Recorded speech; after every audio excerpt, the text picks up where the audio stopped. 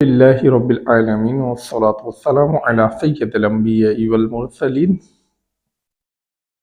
أما بعد فأعوذ بالله من الشيطان الرجيم بسم الله الرحمن الرحيم السلام علیکم ورحمۃ اللہ وبرکاتہ۔ محترم سامعین کرام، گزشتہ ویڈیو میں جو کہ قیامت کے منظر سے متعلق قیامت کیسے قائم ہوگی اس کا پارٹ 1 آپ کی خدمت میں پیش کیا تھا۔ آج انشاءاللہ تعالی پارٹ 2 اسی سلسلے کی کڑی ہوگی۔ گزشتہ ویڈیو میں ہم نے آپ کو بتایا تھا کہ سور کیا ہے، سور کتنی مرتبہ پھونکا جائے گا، سور پھونکنے والا کون سا فرشتہ ہوگا، اس کے علاوہ جو انسان ہیں ان کا فیصلہ کیسا ہوگا، جانوروں کا فیصلہ کیسا ہوگا، اور اس کے علاوہ جو قیامت قائم ہوگی اس میں کیا کیا معاملات ہوں گے۔ کیا ایسا وقت بھی ہوگا کہ کوئی بھی مخلوقات میں سے زندہ نہ ہوگا، تمام کے تمام موت کے آغوش میں جا چکے ہوں گے۔ یہ سب گزشتہ ویڈیو میں ہم بیان کر چکے ہیں۔ انشاءاللہ عزوجل آج کی اس ویڈیو میں ہم آپ کو بتائیں گے کہ جب قیامت قائم ہوگی اور اس وقت تمام مخلوقات کو دوبارہ زندہ کیا جائے گا، جمع کیا جائے گا، جو تیسرا سور پھونکنے کے بعد ہوگا، اس کے بعد تمام کے تمام جب انتظار میں ہوں گے کہ ان کا فیصلہ کیا جائے تو مختلف انبیاء کرام کی بارگاہ میں جائیں گے، لیکن کوئی بھی ان کی داد رسی نہیں کرے گا۔ پھر تمام کے تمام حضور علیہ السلام کی بارگاہ میں تشریف لائیں گے۔ اس کے علاوہ کس طرح سے پل صراط قائم ہوگا، پل صراط سے کس طرح سے گزریں گے، پل صراط ہے کیا چیز، اس کے بعد جنت میں جانے کے لیے اذن کون طلب کرے گا، اجازت کون طلب کرے گا، اس کے علاوہ اور بہت کچھ انشاءاللہ عزوجل آج کی اس ویڈیو میں آپ انشاءاللہ عزوجل سنیں گے۔ میرا نام محمد عادل اطاری قادری اور آپ دیکھ رہے ہیں میرا یوٹیوب چینل عادل قادری پوڈ کاسٹ۔ برائے مہربانی ویڈیو کو اینڈ تک لازمی دیکھیے گا، پسند آئے تو لائک شیئر کامنٹ ضرور کیجیے گا اور ہمارے اس چینل کو بھی سبسکرائب کر دیجیے گا۔ آپ کا سبسکرائب کرنا ہمارے لیے باعث مسرت و خوشی ہوگا۔ آئیے بڑھتے ہیں اپنے موضوع کی جانب۔ محترم سامعین کرام، گزشتہ ویڈیو میں جو ہم نے اختتام کیا تھا انشاءاللہ عزوجل وہیں سے ہم اس کو دوبارہ آگے کی طرف بڑھتے ہیں کہ نبی کریم صلی اللہ تعالی علیہ وآلہ وسلم نے فرمایا کہ پھر زمین تمہارے اوپر سے کھول دی جائے گی اور سب سے پہلے میں اپنی قبر انور سے باہر آؤں گا۔ تم لوگ اپنی قبروں سے اپنے رب تعالیٰ کی طرف جلدی کرتے نکلو گے، بلانے والے کی طرف لپکتے ہوئے۔ کافر کہیں گے یہ دن سخت ہے، تم لوگ ننگے پاؤں ننگے بدن بے ختنہ آؤ گے، پھر تمہیں 70 سال تک ایک جگہ کھڑا کر دیا جائے گا، نہ تو تمہاری طرف نظر کی جائے گی اور نہ تمہارا حساب ہوگا۔ تم اتنا رو گے کہ آنکھوں سے آنسو خشک ہو جائیں گے، پھر آنکھیں خون کے آنسو بہائیں گی، تمہارا پسینہ اس قدر بہے گا کہ وہ تمہارے جبڑوں یا تمہاری ٹھوڑیوں تک پہنچ جائے گا۔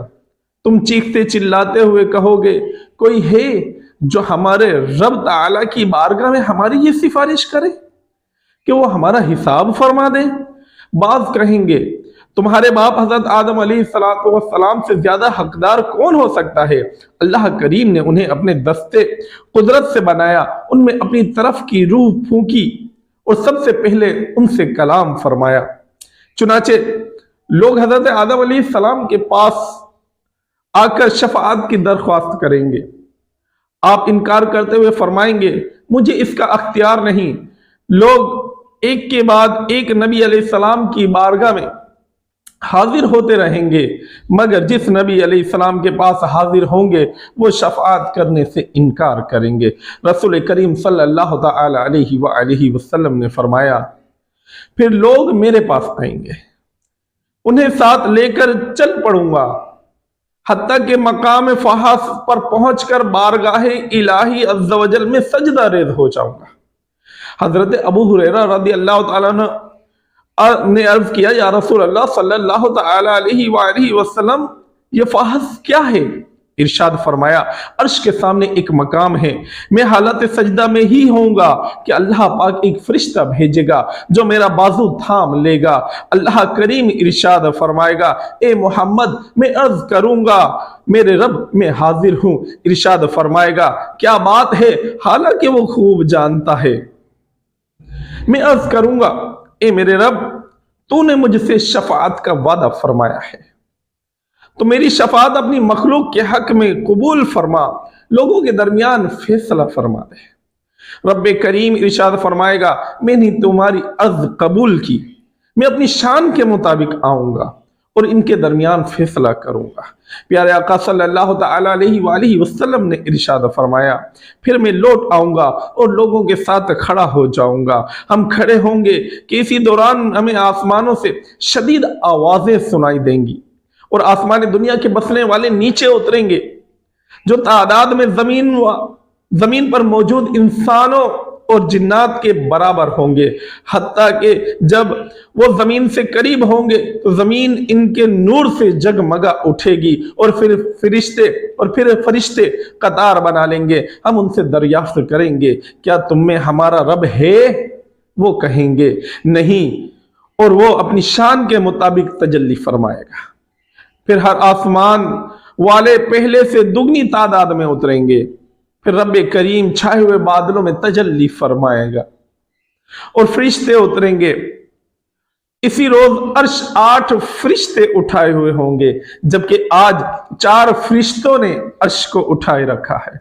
ان فرشتوں کے قدم نچلی زمین کی تہ پر ہوں گے، زمین و آسمان ان کی کمر پر اور عرش ان کے کندھوں پر ہوگا۔ ان کی تسبیح کی آواز گونج رہی ہوگی، وہ یہ تسبیح پڑھ رہے ہوں گے سبحان ذی العزت والجبروت، سبحان ذی الملک والملکوت، سبحان الحی الذی لا يموت، سبحان الذی یمیت الخلائق ولا يموت، سبوح قدوس سبحان ربنا الاعلی رب الملائکۃ والروح، سبحان ربنا الاعلی الذی خلق الخلائق ولا يموت، یعنی پاک ہے عزت و عظمت والا، پاک ہے اقتدار بادشاہت والا، پاک ہے وہ زندہ جسے موت نہیں آئے گی،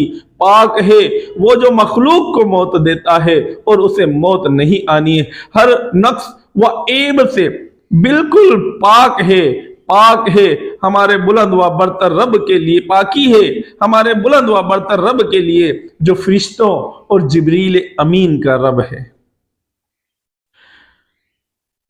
اور سے پاکی ہے ہمارے بلند و برتر رب کے لیے جو مخلوق کو پیدا کرتا ہے اور اسے موت نہیں آئے گی۔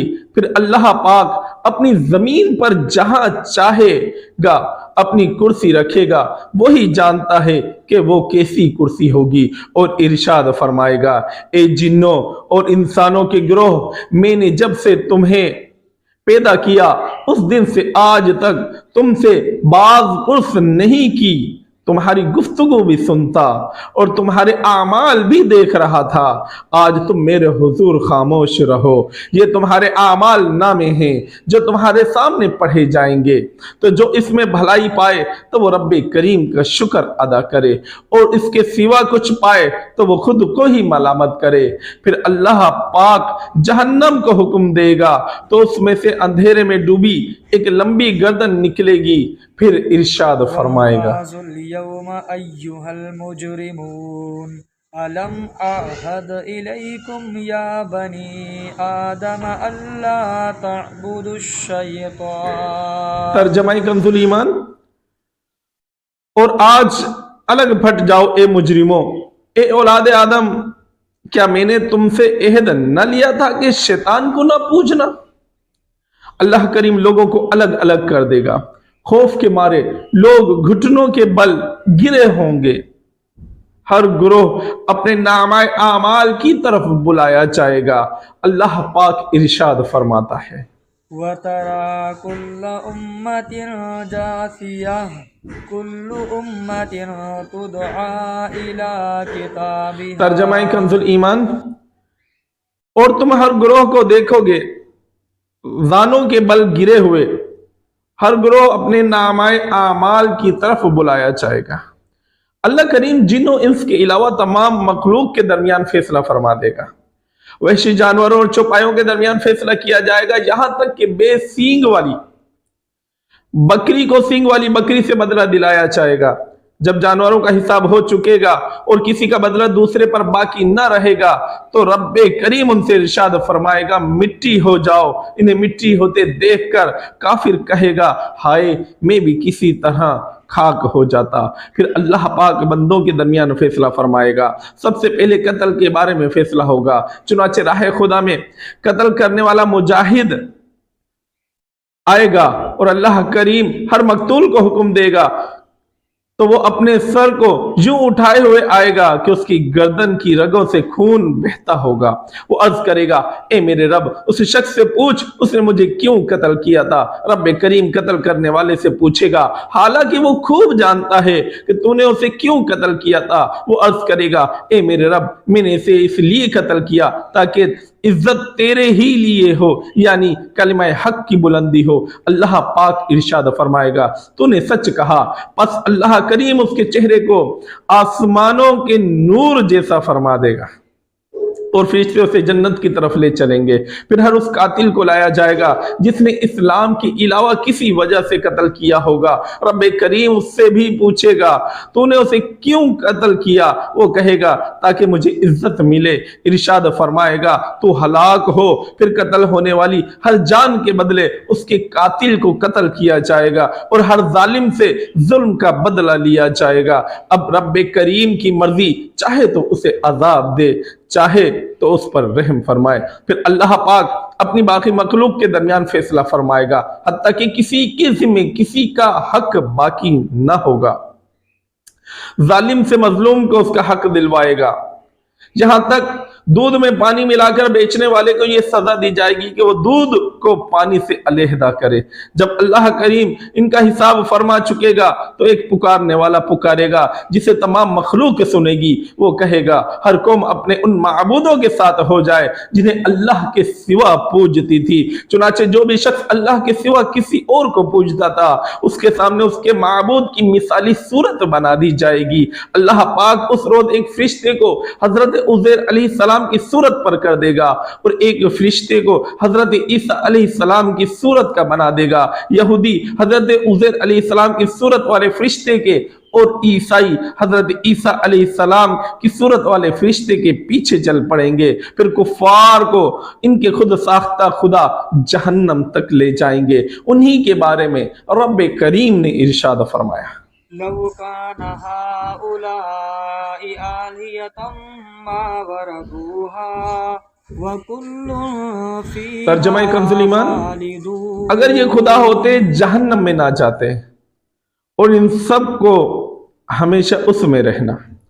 جب مومنین باقی رہ جائیں گے اور ان میں کچھ منافق بھی ہوں گے تو اللہ کریم اپنی شان کے مطابق ان کے پاس آ کر فرمائے گا اے لوگو دیگر لوگ تو چلے گئے، اب تم بھی اپنے خداؤں اور معبودوں کے ساتھ ہو جاؤ. وہ عرض کریں گے خدا کی قسم اللہ پاک کے سوا ہمارا کوئی معبود نہیں، ہم نے اس کے سوا کسی کی عبادت نہیں کی. رب کریم اپنے شان کے مطابق ان سے علیحدہ ہو کر جب چاہے گا دوبارہ تشریف لائے گا اور فرمائے گا اے لوگو دیگر لوگ تو چلے گئے، اب تم بھی اپنے خدا اور معبودوں کے ساتھ ہو جاؤ. وہ عرض کریں گے خدا کی قسم اللہ کے سوا ہمارا کوئی معبود نہیں، ہم نے اس کے سوا کسی کی عبادت نہیں کی. پھر اللہ تعالیٰ اپنی شان و عظمت ظاہر فرمائے گا. مسلمان پہچان لیں گے کہ یہی ہمارا رب ہے تو وہ اس کو سجدہ کریں گے، جبکہ ہر منافق اپنی گدی کے بل گر پڑے گا.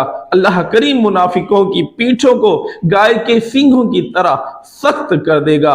پھر بحکم الہی مسلمان اپنے سروں کو سجدے سے اٹھا لیں گے.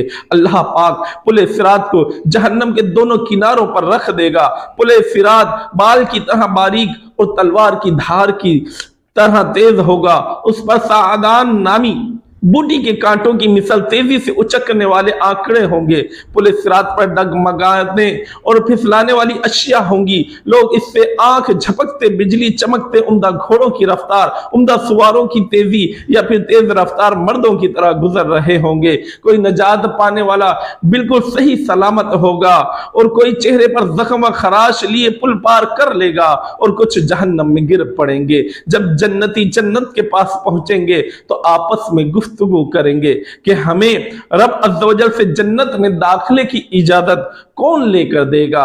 बाज कहेंगे तुम्हारे बाप हजरत आदम अलैहिस्सलाम से बढ़कर इसके काम के लायक कौन हो सकता है। रब करीम ने उन्हें अपने दस्ते कुदरत से बनाया, उनमें अपनी तरफ की खास रूह फूकी, सबसे पहले उनसे कलाम फरमाया और उन्हें फरिश्तों से सजदा करवाया। चुनाचे लोग हजरत आदम अलैहिस्सलाम के पास आएंगे और उनसे सिफारिश करने की गुजारिश करेंगे तो हजरत आदम अलैहिस्सलाम अपनी लग्जिश का इजहार करते हुए फरमाएंगे मैं इसका अहल नहीं, तुम हजरत नूह अलैहिस्सलाम के पास चले जाओ, वो अल्लाह ताला के पहले रसूल हैं।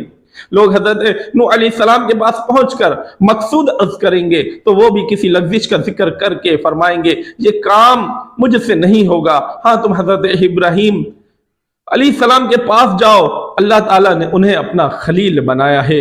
लोग हजरत इब्राहीम अलैहिस्सलाम के पास हाजिर होकर शफाअत करने की दरख्वास्त करेंगे तो आप अलैहिस्सलाम भी लग्जिश का जिक्र फरमाएंगे और फरमाएंगे कि मैं इसके अहल नहीं, तुम हजरत मूसा अलैहिस्सलाम के पास चले जाओ। अल्लाह पाक ने उन्हें मुनाजात के लिए कुर्ब खास अता फरमाया, उनसे बिला वास्ता कलाम फरमाया और उन पर तौरात को नाजिल फरमाया।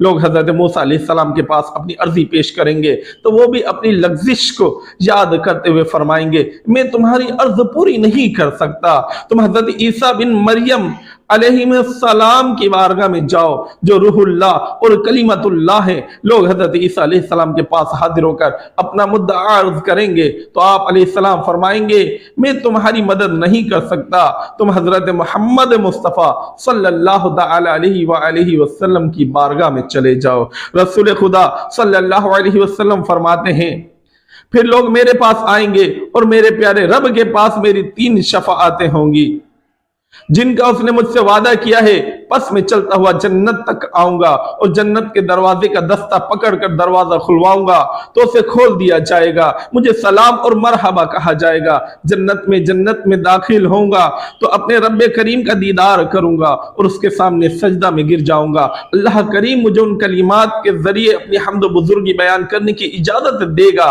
जिसका इज़्न इसने अपनी मखलूक में से मेरे सिवा किसी को भी नहीं दिया। फिर अल्लाह पाक इरशाद फरमाएगा ए मोहम्मद अपना सर उठाओ और शफाअत करो, तुम्हारी शफाअत कबूल की जाएगी और सवाल करो तुम्हें अता किया जाएगा। जब मैं अपना सर उठाऊंगा तो अल्लाह पाक इरशाद फरमाएगा तुम्हारा क्या मामला है, हालांकि वो खूब जानता है। मैं अर्ज करूंगा ए मेरे रब तूने मुझसे शफाअत का वादा किया था, फरमाया था तो अहले जन्नत के मुतालिक मेरी शफाअत कबूल फरमा ले और उन्हें जन्नत में दाखिल फरमा दे।